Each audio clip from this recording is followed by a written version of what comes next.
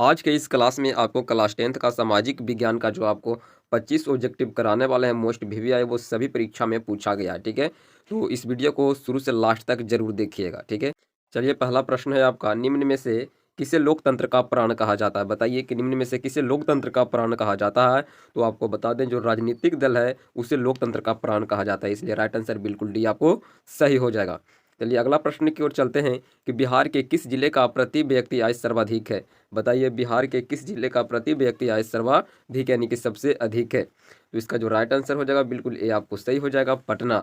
बिहार के पटना जिले का जो प्रति व्यक्ति आय है वो सबसे अधिक है। ठीक है, चलिए अगला प्रश्न की ओर चलते हैं कि ब्रेस्ट ल्यूवक्स की संधि किन दो देश। अगला प्रश्न है, ब्रेस्ट लिटोवक्स की संधि किन दो देशों के बीच हुई थी? ठीक है, बताइए यहाँ पे। तो इसका जो आपका राइट आंसर हो जाएगा बिल्कुल डी आपको सही हो जाएगा, रूस और जर्मनी के बीच हुआ था ब्रेस्ट लिटोवस्क की संधि हुआ था, याद रखिएगा। ठीक है, चलिए अब अगला प्रश्न की ओर चलते हैं कि मेढक के प्रजनन प्रक्रिया को बाधित करने वाला रसायन कौन सा है? यानी कि मेढक के प्रजनन को नष्ट करने वाला रसायन कौन सा है वो आपको बताना है। तो इसका जो आपको राइट आंसर हो जाएगा बिल्कुल सी आपको सही हो जाएगा, एड्रीन। क्या है? एड्रीन है, जो ऐसा है आपका रसायन है जो मेढक के प्रजनन को नष्ट कर देता है, यानी कि बाधित कर देता है। चलिए अगला प्रश्न की ओर चलते हैं कि पूर्ण स्वराज की मांग का प्रस्ताव कांग्रेस के किस अधिवेशन में पारित हुआ था? ठीक है, तो इसका जो आपका राइट आंसर हो जाएगा बिल्कुल ए आपको सही हो जाएगा, 1929 लाहौर। ठीक है, पूर्ण स्वराज की मांग का प्रस्ताव कांग्रेस के किस आर्थिक अधिवेशन में पारित हुआ था? तो इसका क्या हो जाएगा आंसर बिल्कुल ये आपको सही हो जाएगा, 1929 लाहौर।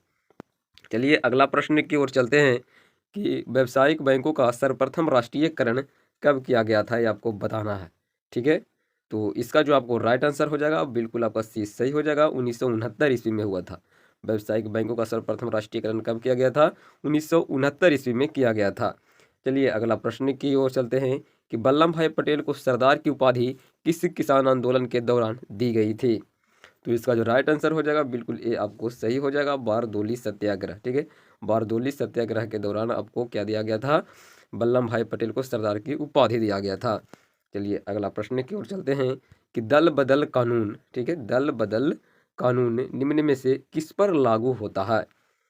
तो आपको बता दें कि जो दल बदल कानून होता है वो सांसदों और विधायकों पर लागू होता है, इसलिए राइट आंसर बिल्कुल ये आपका सही हो जाएगा।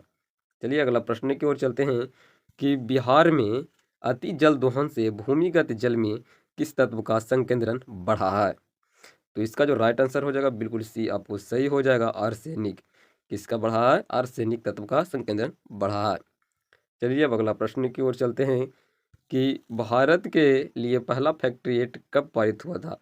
भारत के लिए पहला फैक्ट्री एक्ट कब पारित हुआ था? तो इसका जो राइट आंसर हो जाएगा बिल्कुल सी आपको सही हो जाएगा, 1881 ईस्वी में हुआ था। भारत के लिए पहला फैक्ट्री एक्ट 1881 में पारित हुआ था। चलिए अगला प्रश्न की ओर चलते हैं कि भूमंडलीकरण की शुरुआत किस दशक में हुआ था? बताइए कि भूमंडलीकरण की शुरुआत किस दशक में हुआ था?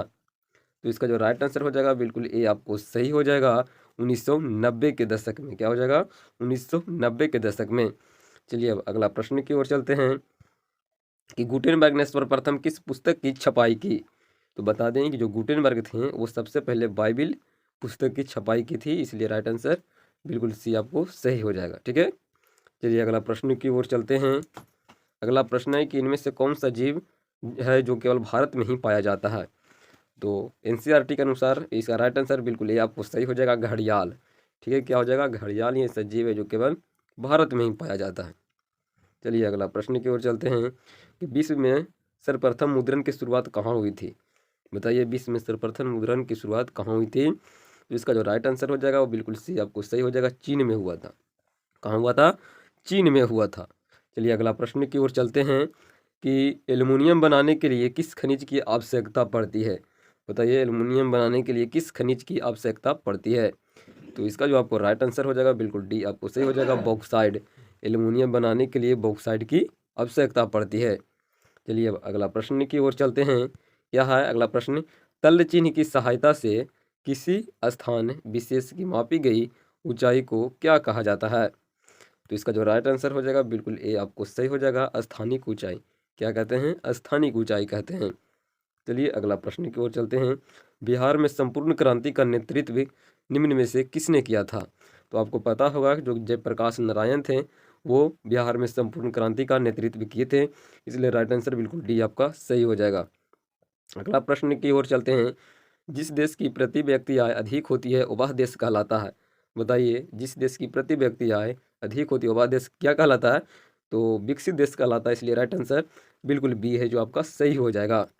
अगला प्रश्न की ओर चलते हैं कि भारत का केंद्रीय बैंक कौन सा है? बताइए, भारत का केंद्रीय बैंक कौन है? तो इसका राइट आंसर बिल्कुल ये आपको सही हो जाएगा, रिजर्व बैंक ऑफ इंडिया यानी कि आरबीआई। ठीक है, जो आरबीआई है भारत का केंद्रीय बैंक है। अभी तक वीडियो को लाइक नहीं किए तो प्लीज़ लाइक कर दीजिए और साथ ही चैनल को भी सब्सक्राइब जरूर कर लीजिएगा। अगला प्रश्न की ओर चलते हैं कि इनमें से कौन सी बहुराष्ट्रीय कंपनी है? बताइए, तो आपको बता दें कि Ford Motors, Samsung, Coca Cola सभी जो कंपनियां हैं आपको बहुराष्ट्रीय कंपनी है, इसलिए बिल्कुल डी आपको सही हो जाएगा, इनमें से सभी। अगला प्रश्न की ओर चलते हैं कि उपभोक्ता अधिकार दिवस कब मनाया जाता है?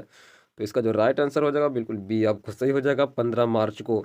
उपभोक्ता अधिकार दिवस 15 मार्च को मनाया जाता है। अगला प्रश्न है कि किस राज्य में वन का सबसे अधिक विस्तार है? बताइए, भारत के किस राज्य में वन का सबसे अधिक विस्तार है? तो इसका जो राइट आंसर हो जाएगा बिल्कुल सी आपको सही हो जाएगा, मध्य प्रदेश। मध्य प्रदेश में क्या है, जो वन है उसका विस्तार अधिक है। अगला प्रश्न है कि टैक्सोल का उपयोग होता है। बताइए, टैक्सोल का उपयोग किस में होता है?